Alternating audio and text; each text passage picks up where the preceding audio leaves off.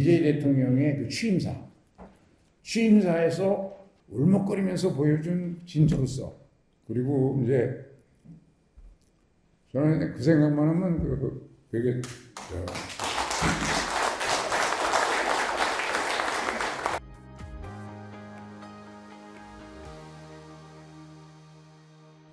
외환위기가 왔을 때가 97년 우리가 IMF에 요청한 것이 11월 21일인가 됩니다.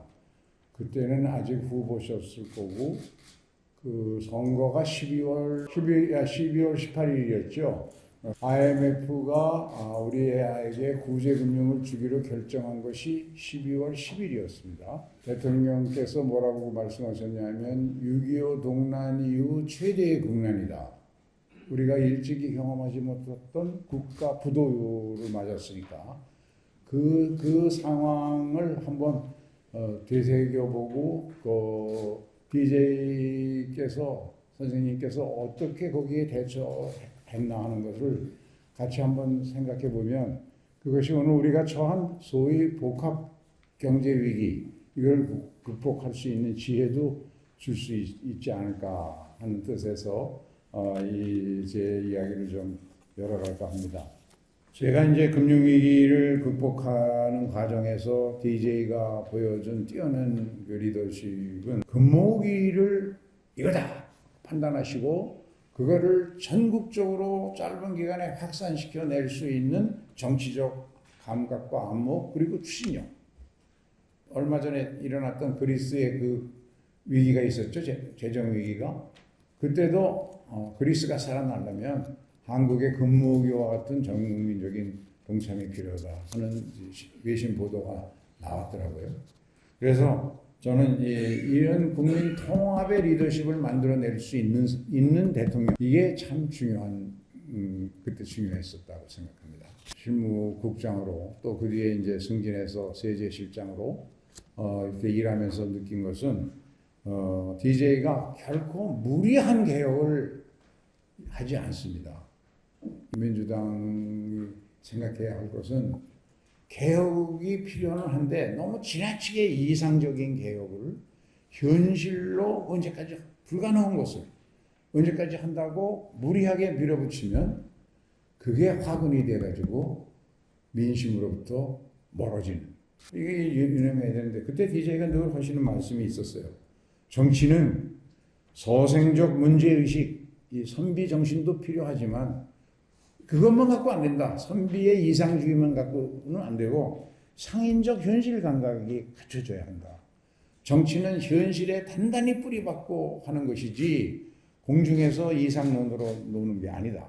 그 말씀을 자주 하신 기억이 나고 그리고 우리 정치인들 보고 늘 하시던 말씀 중에 기억나는 게 국민들보다 절대로 한 박자도 앞서가지 마라. 반 박자만 앞서가라.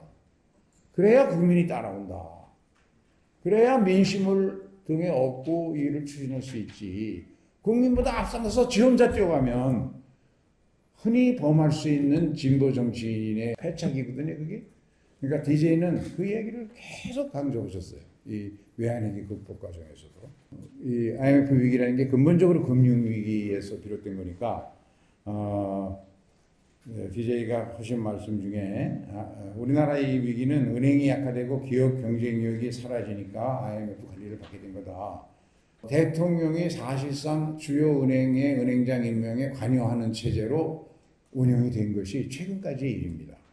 그러다 보니까 이 금융기관이 아주 대표적인 병폐가 공무원 비슷하게 되는 거죠. 관치금융이 되는 거죠. 그래서 우리 금융기관들이 갖고 있는 취약점을 DJ는 일찍이 느끼시고 이 금융기관을 철저히 개혁해야 된다 해가지고 개혁하는 방법이 어떻게 하는 거냐. 자주 미국은 금융위기가 한 20-30번 왔었습니다. 1937년, 39년 그때 대공황 때도 결국은 금융에서 비롯됐거든요. 그러면 그럴 때마다 어떤 방법으로 살리냐면 금융을 살리려면 돈이 필요하지 않습니까? 그 돈은 어디서 나왔냐? 다 국민 세금으로 재정에서 금융기관을 살릴 돈을 대는 겁니다. 우리도 똑같았습니다.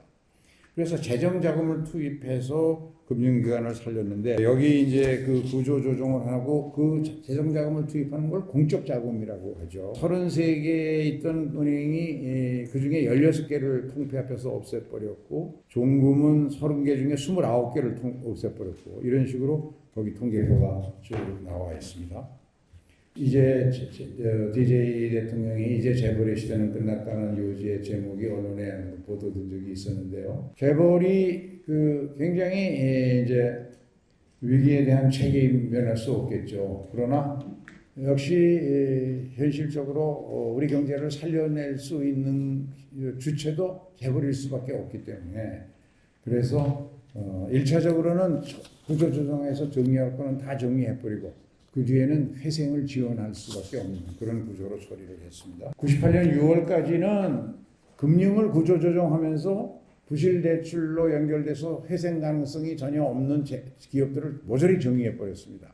그리고 그때 살아난 남은 기업들은 이제 철저히 지원해서 살리는 쪽으로 가는 것이죠. 다음에 노동개혁을 좀 말씀을 드려야 되는데 큰 세 번째로 참 하기 어려운 노동자를 정치 현장에서 누구보다도 앞장서서 지켜온 DJ 대통령인데 몇십만 실업자를 구제하려다가 4천만 명 나라 전체가 부도맞는 것을 두고 볼 수는 없지 않냐. 그래서 DJ 때 우리나라에 최초로 정리해고제라는 게 도입이 됐습니다. IMF 외환위기를 극복하는 과정에서 기업의 외적 환경으로 경제 위기가 와가지고 그 기업이 도산이 불가피할 때는 사전에 예고 없이 노동자를 일방적으로 경영자가 해고할 수 있는 조항이 정리해고거든요. 노동자로서는 청천벽력과 같은 것이죠. 노사 계약이나 협약이라는 게 다 종이짝이 되는 거니까.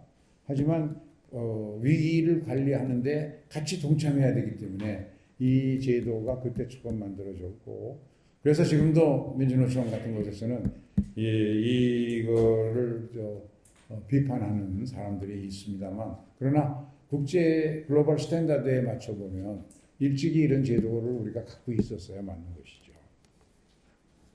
다음에 이제 가장 중요했던 공공개혁.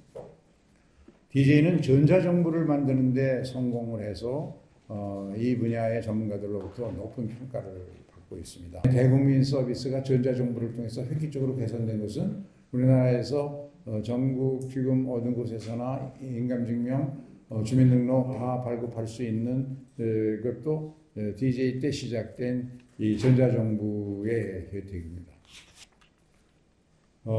우리가 당초 계획보다 3년 빨리 2001년 8월에 IMF 차입금을 완전 상환했습니다. 제가 3년 내에 하면 폭탄주 한 잔 먹는다 그랬는데 그거보다 훨씬 빨리 상환했죠. 그리고 이제 우리 따라서 1인당 GDP도 2006년 7년 사이에 노무현 정부 말기에 2만 달러를 돌파했죠. 그리고 성장률도 회복이 되고 그리고 우리의 국가 신용 등급도 빠르게 회복되어서 요즘은 일본이나 미국보다도 우리나라의 신용 등급이 높게 평가되고 있습니다. DJ가 하신 것 중에 아까 말씀드렸던 지식정보산업의 육성은 정말 선각자적인 저는 판단이라고 생각합니다. DJ가 당시 정보통신부와 과학기술부를 만드셨는데 정부를 사이즈를 줄이고 공무원을 줄이면서도 이 두 부처는 새로 신설을 했거든요. 정보통신부, 과학기술부를. 그때 반대하는 사람도 많았습니다. 학자들이. 그런데 이것이 우리가 뒤처진 정보통신산업과 과학기술 분야를 획기적으로 선진국수준으로 앞당기는데 그런데 이명박 정부가 이 두 개를 없애버렸어요. 그래가지고 그것 때문에 정보통신 분야 세계 경쟁력이 우리가 한때 DJ 때 시작해서 노무현 정부 때는 세계 3위까지 갔습니다. 근데 이명박 정부 들어서 이 두 개 부처를 없애버리니까 세계 18위로 금방 밀리더라고요. 근데 이제 지금은 그나마 다시 이 두 개를 통합한 과학기술정보통신부가 됐지만 이런 것들이 DJ의 선각자적인 이런 안목을 입증하는 거라고 생각합니다. 제가 이제 종합을 강의 마지막에 이걸 보따리로 싼다 그러죠. 랩아웃을 해야 될 시점인데 DJ 대통령의 그 취임사 그 부분이 DJ가 가지고 있는 그 진정성 이것을 국민에게 얼마나 잘 전달했나 하는 것을 볼 때 늘 이 생각을 합니다. 한번 같이 들어보시죠. 우리에게 6.25 이후 최대의 국난이라고 할 수 있는 외환 위기가 닥쳐왔습니다. 올 한 해 동안 물가는 오르고 실업자는 늘어날 것입니다. 소득은 떨어지고 기회부터서는 속출할 것입니다. 우리 모두는 지금 땀과 눈물과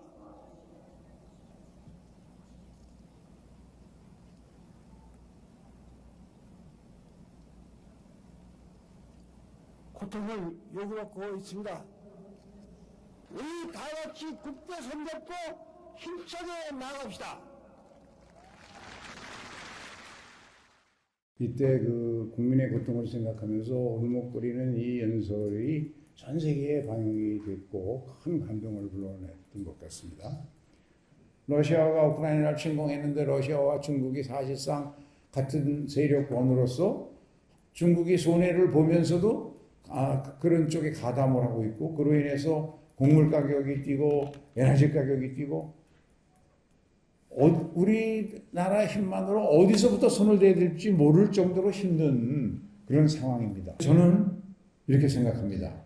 우리가 위기를 많이 겪었습니다. 97년 외환위기를 DJ 대통령이 모범 사례를 보여줘서 잘 극복해서 그 힘으로 2003년, 2008년 세계 위기도 우리는 잘 극복했고 그러는 과정에서 대기업들은 물론 중견기업들까지도 이럴 때는 어떻게 해야 된다 다 체감하고 알고 있습니다.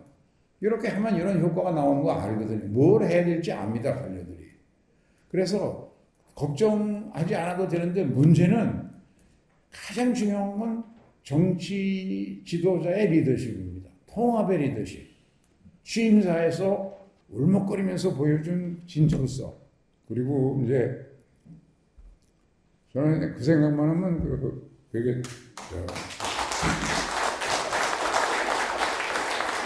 전 정권을 뭘 탓하고 이러는 것이 국민들은 그 모든 평가의 잣대가 미래를 향하고 있습니다. 그런데 정치 지도자들이나 정치인들은 자꾸 과거의 잘못을 가지고 따지고 있거든요. 그건 나중에 해도 돼요. 이 위기를 극복하고 나서. 근데 지금 제가 보기에는 참 답답한 상황이라고 생각하는데 정말 DJ 리더에서 배워야 할 것은 국민 통합의 모멘텀을 만들어낼 줄 아는 그거를 찾아낼 줄 알고 그것을 전 국민에게 확산시킬 줄 아는 그 진정성과 통합의 리더십 저는 이게 필요하다고 생각하고 그것만 있으면 우리나라 아무 문제 없이 선도 국가로 갈 수가 있습니다. 그걸 강조하면서 제 말씀을 마치도록 하겠습니다.